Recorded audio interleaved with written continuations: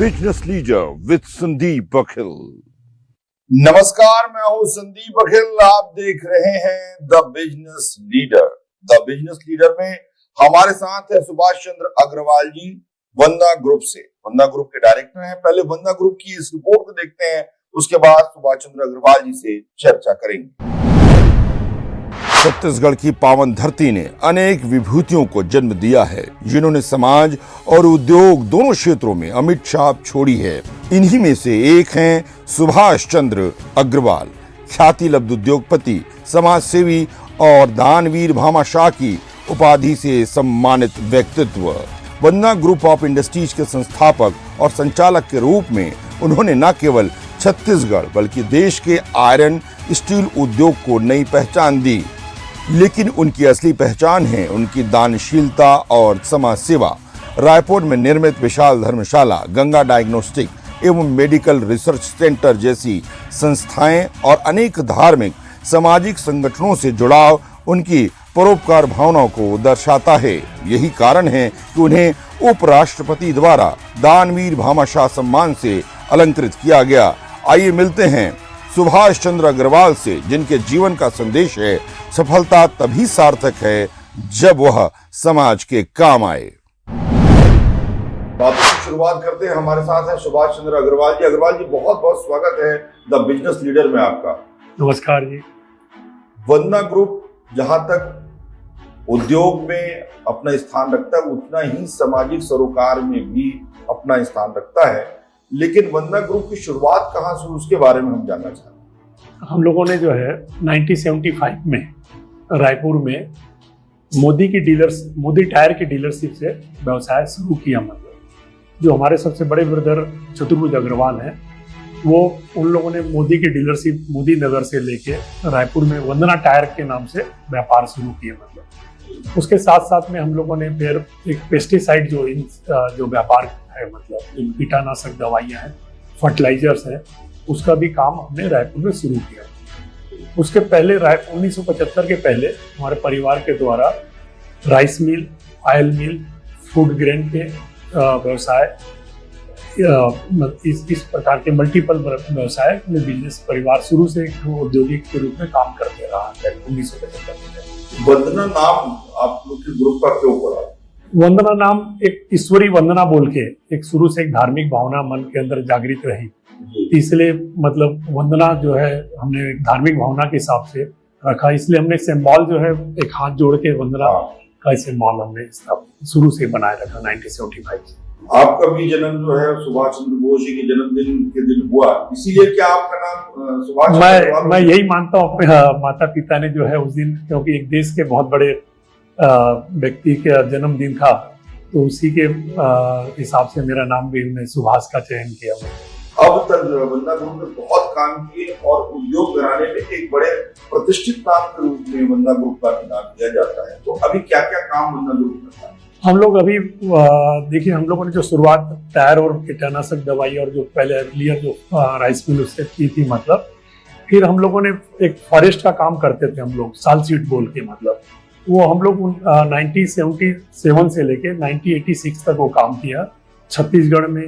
उसमें मध्य प्रदेश था, उत्तर प्रदेश में, उड़ीसा में, जो कि हमारे मेन क्लाइंट थे हिंदुस्तान लीवर लिमिटेड, उनके साथ काफी व्यापार किया। उद्योग जगत में हमारा प्रवेश जो है 1980 में जो है हम लोगों ने Orissa concrete and allied industries बोल के एक सीमेंट के स्लीपर रेलवे के लिए बनाती थी।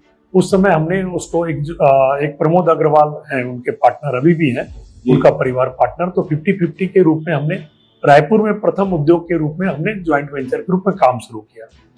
जैसे फिर धीरे धीरे काम का विकास हुआ। ऑटोमोबाइल्स लाइन में हमने 80 के बाद में आपका टीवीएस की जो टीवीएस सुंदरम जो है, टीवीएस की जो मोपेड आती थी, उसकी मोटरसाइकिल आती थी ऑटोमोबाइल्स में। फिर हमने बजाज स्कूटर का जो बिलासपुर में काम वंदना मोटर्स के नाम शुरू किया। वंदना ऑटो के नाम से हमने बजाज स्कूटर का काम शुरू किया।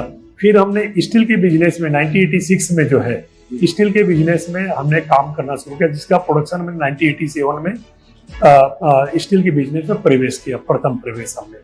फिर निरंतर हमने फिर धीरे धीरे और स्टील के बिजनेस, वायर ड्राइंग बिजनेस, फिर प्लास्टिक की फैक्ट्री, प्लास्टिक की जो बैग्स बनते हैं तो छत्तीसगढ़ में जो है सीमेंट के काफी कारखाने थे, तो हमने सोचा कि क्यों ना हम उसकी पैकेजिंग के जो है मतलब सीमेंट बैग्स प्लास्टिक के बनाए जाए।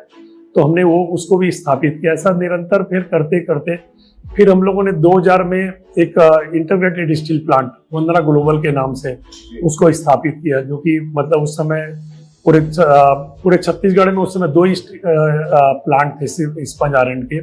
एक HEG बोल के था दुर्ग में, और एक आपका सारडा जी का एक प्लांट था, छोटा प्लांट। मतलब हम लोगों ने शुरू किया, फिर साथ में इस्पात गोदावरी ने शुरू किया। ऐसे यूनिटी उस समय शुरुआत हुई। मतलब एक बड़े रूप से जो औद्योगिक में प्रवेश हुआ 2000 में, एक बड़े कार्य जो कि मतलब 1000 करोड़ से ऊपर के जो 100 करोड़ से ऊपर के उद्योग में प्रवेश हमने उस समय प्रारंभ किया। मतलब छत्तीसगढ़ को बदलते हुए आप लोगों ने देखा है, आपके परिवार ने देखा है, उद्योग जगत में जो बदलाव आया आपने उसको देखा है। तो 2000 से 2025 की छत्तीसगढ़ रजत जयंती वर्ष हम मना रहे हैं, इस परिवर्तन को आप किस तरीके से देखते हैं? देखिए ये इसमें कोई वो नहीं है कि छत्तीसगढ़ एक तो क्या सबसे बड़ा हम लोग उद्योग जगत में देखते हैं, एक शांत प्रिय स्टेट है। यहाँ पर कोई भी किस्म की जो है ना एक प्रॉब्लम नहीं है। जैसे कि लोगों ने बंगाल के बारे में सुना, बिहार के बारे में सुना, या कोई भी और दूसरे स्टेटों के बारे में। मतलब यहाँ एक वर्क कल्चर है, लोग यहाँ में सादगी है, हर आदमी काम को बढ़ाना चाहता है। मतलब अगर आप उनके साथ व्यवहार अच्छा करेंगे तो लोग भी आपके साथ अच्छा व्यवहार करना चाहते हैं। मतलब तो एक बहुत बड़ा ग्रोथ नजर आता है। मतलब दूसरा क्या है, स्टील का बिजनेस यहाँ पर इसलिए है कि यहाँ पर कोयला और आयरन ओर की जो उपलब्धता है वो एक बहुत बड़ा सपोर्टेड है। तो दूसरा क्या है, यहाँ पर लोगों ने अपने पैसे का महत्व समझा है। ऐसा नहीं कि बैंक से पैसा ले लिया तो उसका महत्व नहीं समझा लोगों ने। तो जो एक लगन हो गई अपने पैसे की महत्वता, अपनी एक प्रेस्टिजियस को लेते हुए लोगों ने जो लगन से काम किया, तो हर आदमी ने यहाँ पर एक अच्छा खासा डेवलपमेंट स्थापित किया।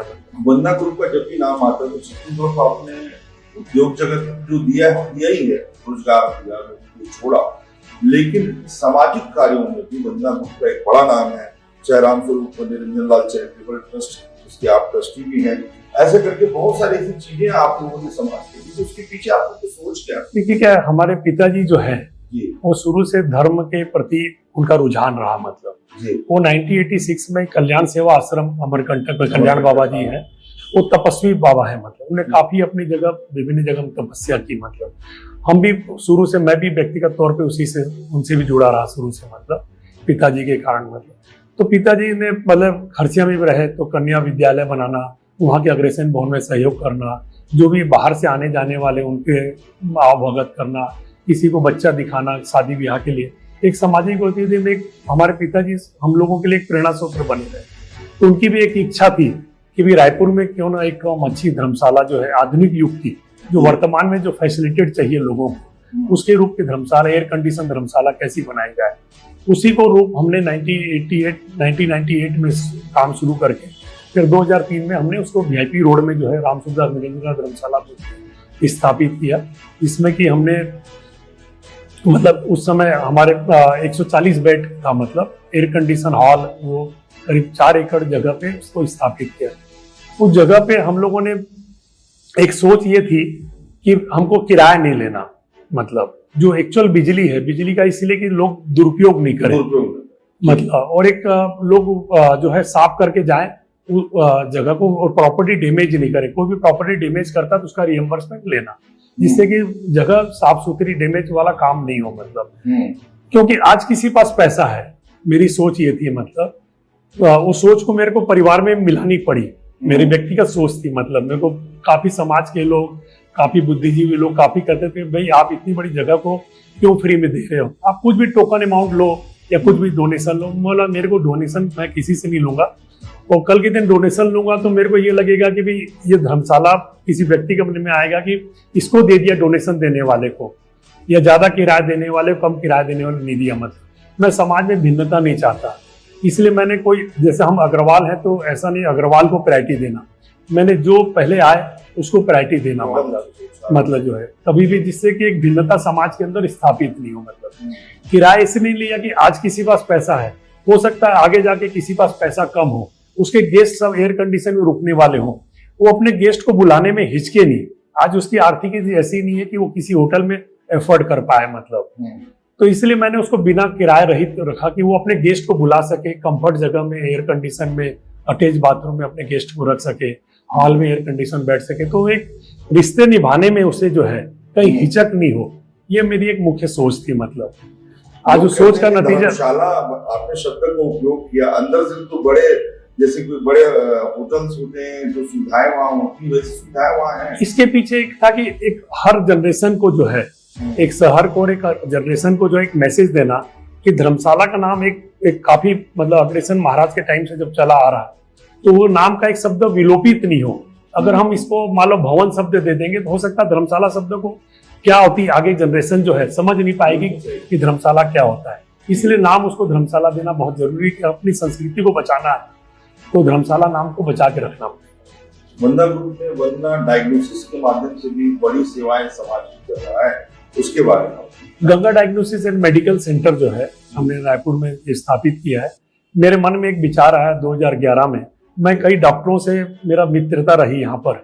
जब रायपुर में डीके हॉस्पिटल था तो मैं वहां पर मेरी उठ बैठ थी डॉक्टरों के साथ में। फिर कई मैं इलाज के लिए अपने यार दोस्तों के इलाज के लिए मतलब देश के विभिन्न कोने में गया। किसी प्रकार की तकलीफ थी, किसी की मतलब एक तो मित्रता भाव मेरा निभाना में एक मेरा थोड़ा सा इंटरेस्ट है। मतलब थोड़ा सा किसी दुख सुख में शामिल होने का मेरा एक तो लगाव है। मतलब उनके साथ एक दिन समय लगे, 5 दिन समय लगे, मुझे कोई खुशी होती है। मतलब तो मैंने उसमें पाया कि डॉक्टर की फीस जो है इंडिया वाइड बहुत कम है, जांच जो है बहुत महंगी है, जो कि हर व्यक्ति की लेवल पे नहीं आ पा रहा है। और मैंने यूरोप का, जब मैंने स्विट्जरलैंड का ट्रिप किया तो मैंने वहां पर एक हमारे किसी बच्चे को थोड़ी तकलीफ आ गई, दोस्त के बच्चे को। हमने उसको डॉक्टर को दिखाने को बोले कि पहले जांच कराओ तो मैं मेडिसिन लूंगा। तो मुझे लगा कि आगे जाके भविष्य में धीरे धीरे जो ट्रेंड आने वाला है वो एक ऐसा ट्रेंड आ जाएगा बिना जांच के डॉक्टर किसी को दवाई नहीं लिखेंगे। मतलब तो फिर हमने पाया कि देखिए अपनी छत्तीसगढ़ की जो है यहाँ अधिकतर एक आय का जो साधन है 10,000 से नीचे की, उस समय मैं 2011 की सोच बता रहा हूँ, 10,000 से नीचे की जो नौकरी पाने वाला या साल भर में जिनकी इनकम 2 लाख से नीचे है, वो एक बहुत बड़ा तबका था। बहुत बड़ा तबका मतलब मैं तो उस समय मानता हूँ कि 90% वर्ग था। मतलब उस समय की जो स्थिति, आज की स्थिति भिन्न है। मतलब हो सकता है 10 की जगह प्रतिशत और 25 में कन्वर्ट हो गया हो। मतलब तो मैंने पाया कि ये जांच कैसे कराएंगे। दूसरा क्या, एक संस्कृति का अभाव हो रहा था। मैंने देखा कि 2011 में जब स्टडी की कि लोग अब एक मतलब संयुक्त परिवार से थोड़ा विभाजित परिवार में लोग आ गए थे। उनकी सोच अपने बच्चे पे खर्च करने की ज्यादा हो गई थी। मैं नहीं कह रहा हूँ कि उनकी सोच गलत है। अपने माता पिता पे, वृद्ध लोगों पे जांच करने की, जो उनका डॉक्टर MRI लिखता था तो डॉक्टर को बोलते थे डॉक्टर इसमें 7,000 रुपये, 6,500 रुपये खर्च होगा, इसका कोई दूसरा उपाय है क्या? डॉक्टर उसको पेन किलर की दवाई या दूसरी दवाइयां लिख के उसको एक्सटेंड करता था। तो जब तक सही जांच नहीं हो तो डॉक्टर सही दवा लिखने में असमंज होता, अपने अनुभव के हिसाब से डॉक्टर लिखता था। तो मेरा ये सोचना था कि भी जो ऐसे हैं BPL होल्डर हैं उनको 75% की डिस्काउंट दिया जाए, जिससे कि हर बच्चा जो है अपने परिवार को भी बैलेंस कर सके, अपने बच्चों की पढ़ाई में भी खर्च कर सके, अपने माता पिता के भी जो है उसमें भी खर्च कर सके। अगर अपन संस्कृति को नहीं सोचेंगे तो माता पिता के मन में यह आएगा कि भाई मैंने बच्चे को जन्म दिया, बच्चा मेरे तरफ बिल्कुल ध्यान नहीं दे रहा है। तो आज मेरे साथ मेरे माता पिता जैसे सोचेंगे, हो सकता कल मेरे बच्चे भी मेरे साथ वैसा व्यवहार करेंगे। ये कहीं ना कहीं एक सामाजिक पारिवारिक भिन्नता आना, संस्कृति में कहने का भाव आना, तो मुझे एक तो बहुत बड़ा एक तो उसमें गैप दिख रहा था। इसीलिए मेरी उस समय जब मैंने इसके पीछे जमीन छोड़ के 28 करोड़ रुपए का इन्वेस्टमेंट किया था। मेरी मतलब अंदर की स्थिति वैसी नहीं थी जैसा कि मैंने उस पर खर्च किया, पर मेरे को ईश्वर ने हरदम ये कहा बेटा कि तुम उसको, कभी मुझे लगा कि इतना पैसा तुम क्यों खर्च कर रहे हो, पर ईश्वर ने मुझे हरदम प्रेरणा दी अंदर से एक तो कि तुम इसको इस काम को जो आगे बढ़ाओ, अच्छा रहेगा बोल के। और हमारी सोच ये थी कि भी इसको क्वालिटी प्रोडक्ट रहे। मतलब ऐसा नहीं कि हम इसको डिस्काउंट रेट में कर रहे हैं। तो हमने उस समय वर्ल्ड की जितनी अच्छी मशीनें थी वो स्थापित की है। मतलब जैसे CT स्कैन मशीन है, कॉमर्शियल लेवल से अनवाइबल है, हमने उसमें 5 करोड़ में CT स्कैन मशीन ली। सिर्फ वो इंडिया की चौथी मशीन थी। मतलब उसमें क्या रेडिएशन जो है अपने देश में अभी हर आदमी नहीं सोच पाता कि CT स्कैन मुझे कहाँ कराना चाहिए, क्योंकि रेडिएशन का जो डोजेस है जिसके कारण कैंसर का खतरा होता है। तो मैंने उस समय एग्जामिन किया, इसका USA का पूरा डाटा निकलवाया कि सबसे कम डोजेस किसमें है जिससे कि रेडिएशन का खतरा कम हो।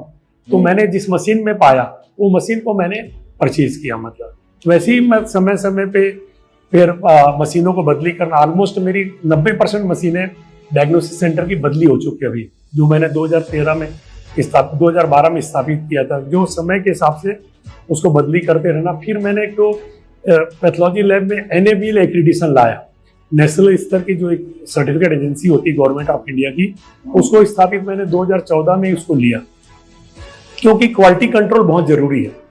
मतलब NABL की जो रिपोर्ट होती है पैथोलॉजी की, माइक्रोबायोलॉजी की, हिस्टोपैथोलॉजी की, आपके RT-PCR की, वो 48 विदेशों में मान्यता प्राप्त है। मतलब हमारे यहाँ के सैंपल सारे CMC बेलूर जाते हैं, वहाँ के सैंपल हमारे आते हैं, हर महीने उसकी क्रॉस वेरिफिकेशन होता है। इनकी जो टीम है, डॉक्टरों की टीम, मतलब विभिन्न शहरों से साल में एक बार दो बार जरूर आती है, जो कि 3 दिन तक पूरी लैब में रह के पूरी जांच देखती है कि सही तरीके से हम अपने सारे मापदंडों को उपयोग कर रहे नहीं कर रहे हैं। मतलब हमारा उद्देश्य चैरिटी के साथ साथ में ये था क्वालिटी कॉन्शियस के साथ में हो, क्यों हेल्थ का सब्जेक्ट है। आप इसको फ्री में करोगे तो भी लोग नहीं कराएंगे अगर आपकी क्वालिटी मेंटेन नहीं होगी। ये हमारा के नाम से आपने चालू किया? माता जी के नाम से किया, क्यों माता जी की हमारी थोड़ी इच्छा भी थी कि हॉस्पिटल रहा, जैसे मैंने अभी चर्चा की, मतलब इसलिए मैंने माता जी के नाम से किया। धर्मशाला हमने हमारे दादाजी के नाम से, राम स्वरूप दास हमारे दादाजी हैं, निरंजन लाल हमारे पिताजी, इसलिए हमने राम स्वरूप दास निरंजन लाल बोल के वो किया।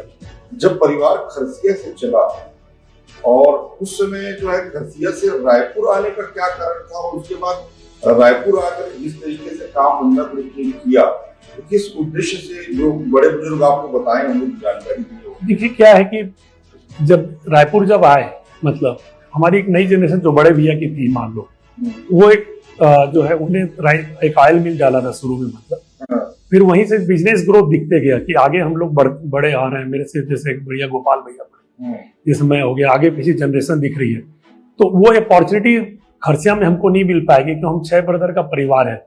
आगे जाके धीरे धीरे जो ग्रोथ करना रहेगा, कि जब तक कोई बड़ी जगह नहीं जाएंगे हमको ग्रोथ का चांस नहीं मिलेगा। मतलब तो मैं 1977 में आया, जब 1975 में ब्रदर आ गए थे, 77 में मैंने BCom की ग्रेजुएशन खरसिया से की, प्रीवियस और फाइनल की ग्रेजुएशन मैंने रायपुर में की। मतलब तो मैं साथ में व्यापार भी करता था, यहाँ पर टायर का बिजनेस भी मैंने देखा, पेस्टिसाइड कंपनी, फॉरेस्ट का काम भी देखा, एजुकेशन भी मैंने साथ साथ में 1980 तक एजुकेशन भी साथ में किया।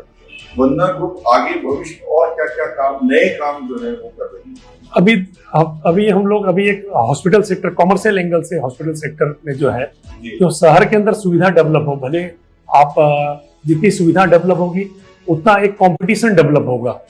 तो हम एक 350 बेड और आगे जाके 550 बेड का एक हॉस्पिटल रायपुर में कमल विहार में जो है उसका निर्माण काम शुरू करते हैं, जो कि एक्सपेक्टेड है 2027 में चालू हो जाएगा, ऑपरेटेड आ जाएगा। सर्व सुविधा मतलब सुपर स्पेशलिटी।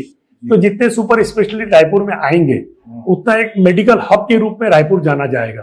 तो देश नहीं विदेश से भी लोग आके यहाँ पर इलाज कराएंगे, और जितना ज्यादा हॉस्पिटल आएंगे उतना कंपटीशन बढ़ेगा, आपकी क्वालिटी भी सुधरेगी और रेट भी रिड्यूस होंगे। मतलब एक मतलब दोहरी दृष्टि है, मतलब खाली पैसा कमाना भी एक दृष्टि है, और क्वालिटी भी रायपुर शहर में अच्छी मेडिकल की हो और कॉम्पिटिटिव हो। मतलब और हम तो चाहेंगे विदेश से लोग भी यहाँ के इलाज करें, उसके लिए हम देखें किससे टाई अप करें या किस ढंग से उसको ऑपरेट करें, विचाराधीन है। मतलब एक हम बिजनेस में ग्रोथ में अभी एक इंटीग्रेटेड स्टील प्लांट जो है बेमेतरा जिले में जो है निर्गंगा इस्पात के रूप में भी है, हमने काम अभी जस्ट इसी महीने शुरू किया है।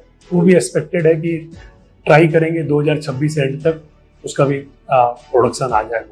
अभी पहले चरण में हमने यही लिया है। सामाजिक दृष्टि से हमने थोड़ा सा एक कुछ काम ज्वाइंट वेंचर में और शुरू किया है, एक सुनहरा रिश्ता बोल के, अच्छा, जो कि सभी समाज के बायोडाटा को इलेक्ट्रॉनिक माध्यम से जो है लोगों को उपलब्ध हो। क्योंकि हम देख रहे हैं कि पहले हर समाज के लोगों में बड़े बुजुर्ग होते थे जो रिश्ते तय करा देते थे, ये कम्युनिकेशन का अभाव हो रहा है।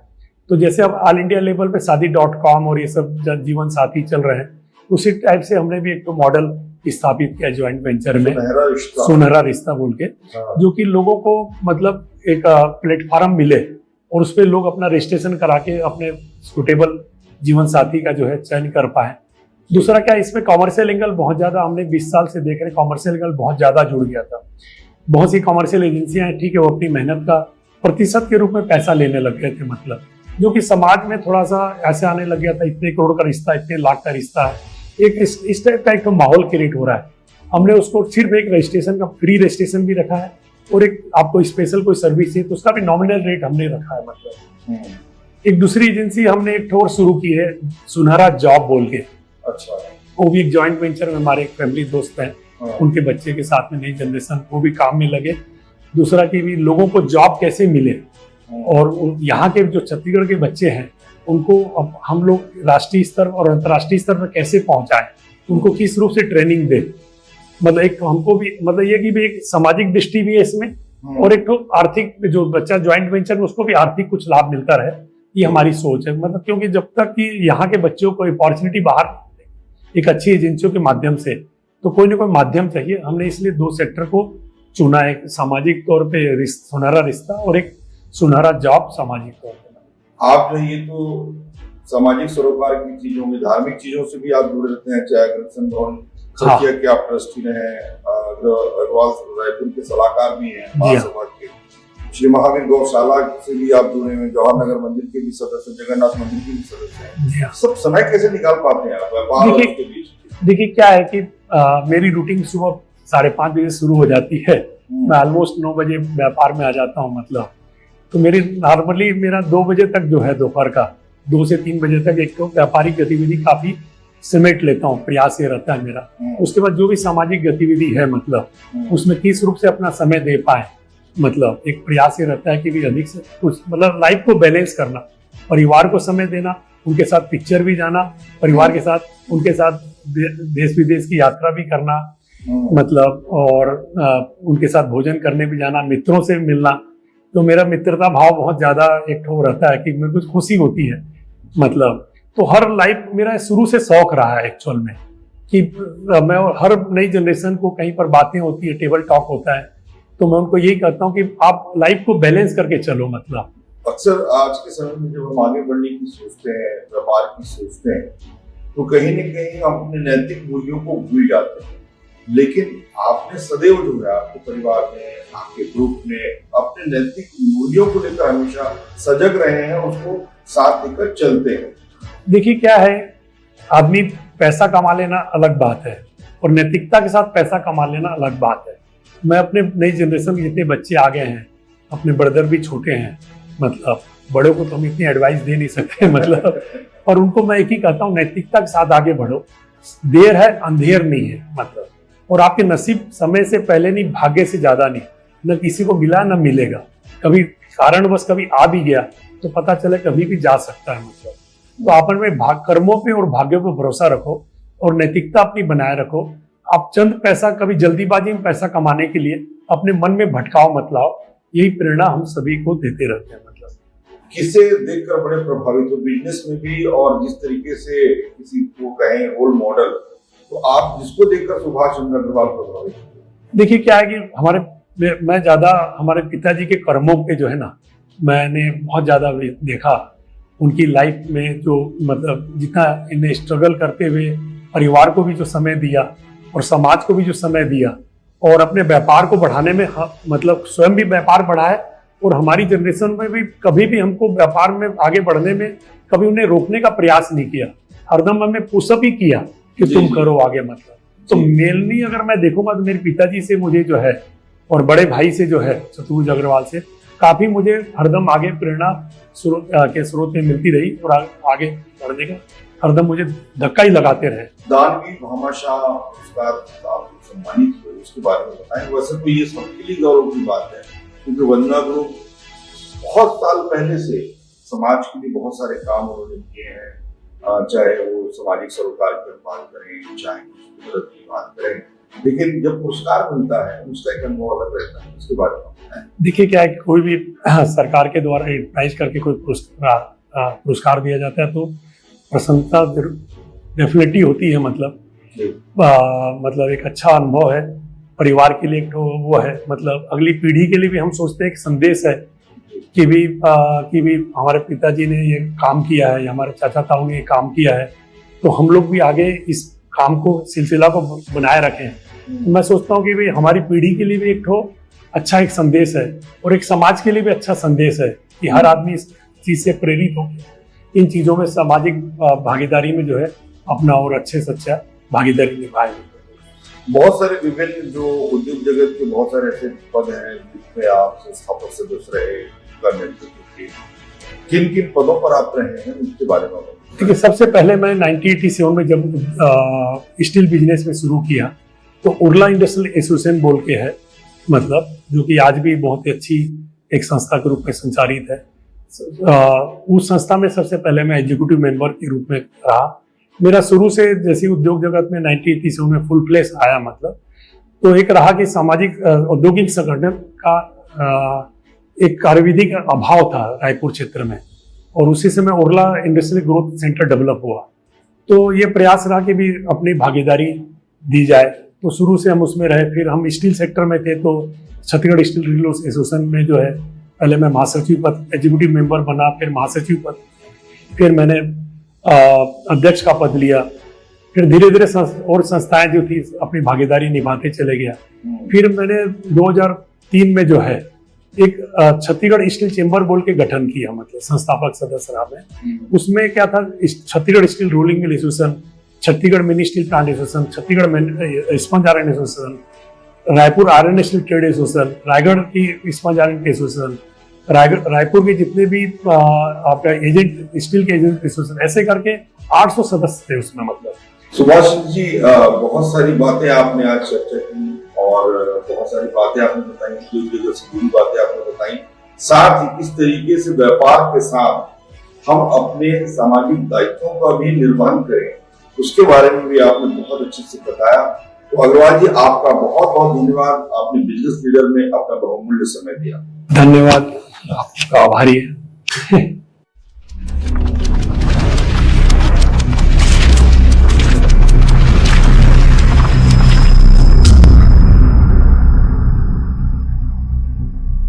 The Business Leader with Sandeep